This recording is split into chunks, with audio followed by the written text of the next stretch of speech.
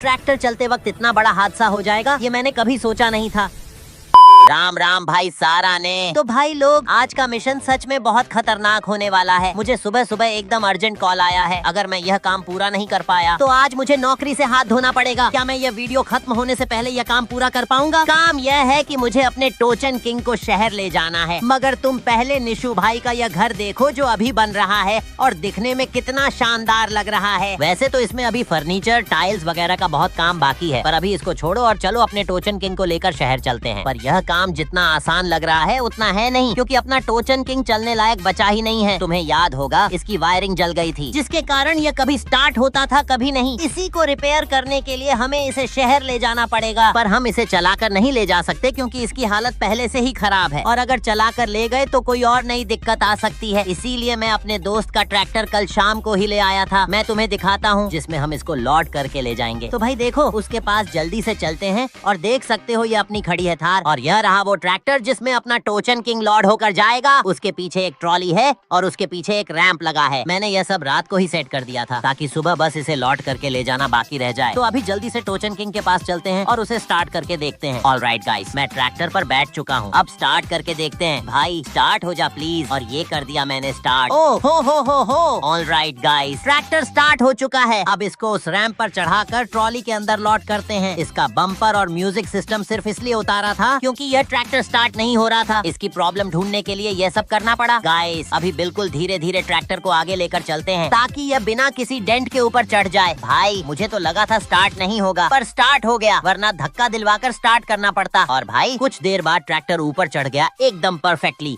बिना किसी दिक्कत के। अब इसे यहीं खड़ा करते हैं और हैंड ब्रेक लगा देते हैं, जिससे यह ट्रैक्टर ज्यादा आगे पीछे नहीं होगा और हमें ड्राइविंग में आसानी होगी। ओके, सारा काम हो चुका है। अब ट्रैक्टर को स्विच करते हैं। हो गए। अब हम आइसर की स्टीयरिंग पर आ चुके हैं और मैं रैंप तो पहले ही हटा दिया था। अब पीछे वाले गेट को क्लोज करते हैं। चलो, इसको भी बंद कर दिया है हमने। अब जल्दी से ट्रैक्टर को ड्राइव करके शहर की ओर लेकर चलते हैं। और अब मैंने ट्रैक्टर को आगे बढ़ाना शुरू कर दिया है। बिल्कुल धीरे धीरे लेकर चलेंगे, क्योंकि भाई पीछे एक काफी बड़ा मॉन्स्टर बैठा है। आज वह ट्रैक्टर आज किसी के सहारे जा रहा है जो 3-4 ट्रैक्टरों को कहीं से भी निकालने का दम रखता था। और भाई तुम मुझे बताओ, कौन कौन निशु भाई को मिस करता है? अगर तुम भी निशु भाई को मिस करते हो तो वीडियो को लाइक करके कमेंट में वाला इमोजी स्पैम कर दो, जिससे मुझे भी तो पता चले कि कौन कौन निशु भाई को मिस करता है। और गाइस, मैं अभी ना थोड़ा ड्राइविंग पर फोकस करता हूँ, क्योंकि मेरी ड्राइविंग तो वैसे ही है जैसे सल्लू भाई की। और भाई मुझे इसे जल्दी से लेकर जाना पड़ेगा, क्योंकि बेनी भाई भी किसी की शादी में जाने वाले हैं, तो वह आज अपना गैराज जल्दी ही बंद कर देंगे। तो अब बिना किसी बातचीत के जल्दी से अपने ट्रैक्टर को फुल स्पीड पर भगाते हैं। पर गाइस, सामने क्या रखा है मेरे रास्ते में? हमेशा कुछ न कुछ तो आता ही रहता है। लगता है यहाँ पर कोई ट्रक वगैरह पलट गया है। देखो ना गाइस, यहाँ कितनी सारी बोरियां पड़ी हुई हैं। अभी यहाँ साइड से निकल जाते हैं। और लो भाई, सामने एक और नई मुसीबत आन पड़ी है। अगर गाइस हम इसको राइट साइड से निकालेंगे तो अगर गलती से ट्रैक्टर स्लिप हुआ तो समझो इन सबको किसी ट्रक में डाल के जाना पड़ेगा। तो इसीलिए लेफ्ट साइड से निकालना सेफ रहेगा। और अब टर्न करते हैं इस ट्रैक्टर को लेफ्ट साइड की ओर। बिल्कुल धीरे धीरे ले जाना पड़ेगा। यहाँ पर भी एक पेड़ है, अगर इसको टच हुआ ना तो फिर कोई नई प्रॉब्लम आन पड़ेगी। आराम से निकालते हैं। और ये निकल गया। और ये है कौन जो बीच रास्ते में कुछ न कुछ तो डाल के ही चला जाता है। देखो गाइस, यहाँ पर ये रोल और गट्ठर काफी ज्यादा पड़े हुए हैं, और ये इतने हैं कि इनसे पूरा रास्ता ब्लॉक है। अब हम पहुँच गए हैं सबसे खतरनाक हिस्से पर, संकीर्ण पुल। यहाँ बैलेंस बनाए रखना बहुत बहुत जरूरी है। एक तरफ गहरी खाई, दूसरी गट्ठर का ढेर। यहाँ एक गलती की भी गुंजाइश नहीं है। धीरे धीरे एक्सेलरेटर दबा रहा हूँ। ट्रॉली हल्का सा डगमगाई। मेरा दिल धक धक करने लगा था, लेकिन संभाल लिया हमने। अगर ट्रॉली थोड़ी भी उस साइड हुई तो समझो पल भर में खेल खत्म। और कुछ देर काफी फोकस से ड्राइविंग करने के बाद हम इस खतरनाक जगह से फिलहाल निकल चुके थे। अभी सफर लंबा है, लेकिन आत्मविश्वास बढ़ गया है। और भाई ये जेसीबी भी चल रही है जो कि इन पत्थर को यहाँ से अलग करेगी। चलो गाइस, अभी तो हम चलते हैं फिलहाल। अब हम शहर वाली सड़क पर पहुँच चुके हैं। यहाँ एक हमारा छोटा सा चैलेंज भी है, ट्रॉली और ट्रैक्टर को बिना किसी नुकसान के गैराज तक पहुँचाना। बीच बीच में गाड़ियाँ अचानक सामने कट मार देती हैं। ऑटो वाले तो जैसे आज बदला लेने निकले। ऊपर से बड़े बड़े स्पीड ब्रेकर, जरा सा झटका भी लगा तो पीछे पड़ा ट्रैक्टर उछल सकता है। हमें इस ट्रैक्टर को बिना किसी दिक्कत के गैरेज पे लेके जाना है, जिससे इसका इलाज हो पाए और ये पहले जैसा फिर से शेर जैसा बन जाए। अभी तो इसमें बम्पर, रूफ और भी बहुत कुछ काम बाकी है। तो भाई भाई मैं मिलता हूँ आपको सीधे गैराज पर। तो ओके भाई लोग, मैं कुछ देर की लंबी ड्राइविंग के बाद फाइनली गैराज के पास आ ही गया। और ये जो सामने बड़ा सा गैराज है ना, ये उसी मोटा भाई का गैराज है। तो अभी फिलहाल चलते हैं उस गैराज के पास और इस टोचन किंग को नीचे उतारेंगे। अब इस ट्रैक्टर को टर्न करते हैं और थोड़ा आगे और ले जाते हैं। अब धीरे धीरे टर्न करके बैक ले जाते हैं। ऑलराइट गाइस, अब सही से हो गया है। अब बस हमको इसका पिछला गेट ओपन करना और ट्रैक्टर को नीचे उतारना है। अब करते हैं ट्रैक्टर को स्विच और अपना टोचन किंग स्टार्ट हो चुका है। चलो अब इसको बैक लेते हैं, स्पीड से लेते हैं जिससे कोई दिक्कत नहीं आएगी। और ये नीचे आ गया। अब इसको काफी खतरनाक तरीके से मॉडिफाई कराएंगे। इतना बढ़िया मॉडिफाई कराएंगे कि किसी ने सोची नहीं होगी। और मैंने ट्रैक्टर को इन पट्टियों पर खड़ा कर दिया है जिससे बेनी भाई को मॉडिफाई करने में कोई दिक्कत ना हो। और ये ससुर बेनी है कहाँ पे? साला कभी मिलता ही नहीं है टाइम पे। अभी भी कहीं पर घूम रहा होगा। लेकिन एक सेकंड, सामने से कुछ सुनाई दे रहा है। वहाँ पर कोई है लगता है। चल के देखते हैं। बेनी, तूने कुछ सुना तो नहीं? और आज पहली बार बेनी गैराज पर मिला और मैं बेनी को सारी बातें बता देता हूँ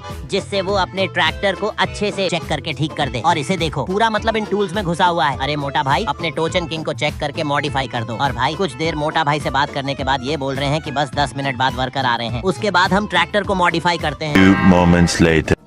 तो ओके भाई लोग, करीब 10 मिनट बाद ट्रैक्टर का काम स्टार्ट हो चुका था। इन लोगों ने थोड़ी देर में ही वायरिंग को ठीक करके ट्रैक्टर को पूरा ठीक कर दिया था। और करीब 1 घंटे बाद इन वर्कर्स ने ट्रैक्टर पर सारी चीजें काफी अच्छी तरीके से फिट कर दी थी, जैसे monster tyre, roof, music system आदि सभी चीजों को अच्छे से फिट करके ये दोबारा से चेक कर रहे थे कि कहीं कोई प्रॉब्लम तो नहीं। ऑलराइट गाइस, काफी ज्यादा समय के बाद हमारा टोचन किंग फाइनली एकदम रेडी हो चुका था। अब देखो तुम इसका लुक, क्या ही तो जबरदस्त लग रहा है। और हमने इसमें टर्बो भी इंस्टॉल करवाया है जिससे इसकी पावर डबल हो गई है। अब होगा असली कमबैक टोचन किंग का। चलो अब बेनी को पेमेंट वगैरह कर देते हैं और बेनी का शुक्रिया अदा करते हैं इतना अच्छा ट्रैक्टर मॉडिफाई करने के लिए। ए मोटा भाई, शुक्रिया यार इतना बढ़िया ट्रैक्टर मॉडिफाई करने के लिए। और मैंने ट्रैक्टर मॉडिफाई कराने के पैसे भेज दिए हैं। तो भाई अब ट्रैक्टर को लेकर निकलते हैं यहाँ से, क्योंकि गाइस हम अब ट्रैक्टर को मड मोड में ले जाकर हेरो टेस्टिंग करेंगे, जिससे हमें पता तो चलेगा कि टर्बो लगवाने के बाद क्या फर्क आया है पावर में। और सबसे खास बात, मड मोड यहीं से कुछ दूरी पर है, बस हमें हेरो का जुगाड़ करना पड़ेगा। आइडिया, सोनू भाई के फार्म हाउस से लेकर आ जाते हैं और हेरो टेस्टिंग के बाद वहीं छोड़कर आ जाएंगे। तो चलो भाई, मैं मिलता हूँ आपको सीधे मड मोड में। तो मैं यहाँ पर आ गया हूँ और भाई वो रहा अपने सामने मड से भरा हुआ खेत। अब आएगा असली मजा ट्रैक्टर चलाने का। इतनी सारी मड में हेरो चलाएंगे। अब ट्रैक्टर को खेत में उतारते हैं और उसके बाद हेरो को सेट करते हैं। अब ट्रैक्टर तो अंदर आ गया। अब हेरो की लिफ्ट डाउन करते हैं जिससे हेरो की ब्लेड नीचे जाएगी और उसके टायर ऊपर आएंगे। तो अब इससे नीचे नहीं हो रहा है। अब ट्रैक्टर को आगे बढ़ाते हैं फर्स्ट के हाई गियर में। और भाई साहब, क्या ही तो अपना टोचन किंग चल रहा है, जैसे पीछे कुछ हो ही नहीं। भाई